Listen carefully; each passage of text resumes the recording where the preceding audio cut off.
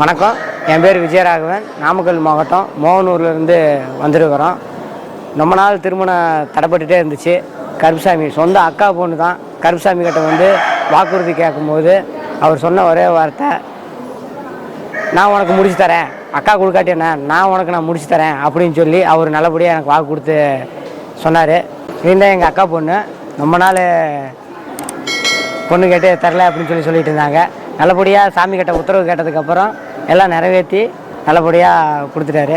அதனால் எனக்கு நிறைவேற்றி சாமி கொடுத்ததை, நான் வேண்டுதல் வச்சதை, சாமிக்கு உண்டான நான் என்ன வேண்டிக்கிட்டனோ அதை அன்னதானத்துக்கு கொண்டு வந்து நான் நிறைவேற்றி கொடுத்துட்டேன்.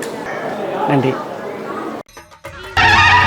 இந்த கருப்பு சாமி வாக்கு கொடுத்ததுதான், இது சத்தியம்.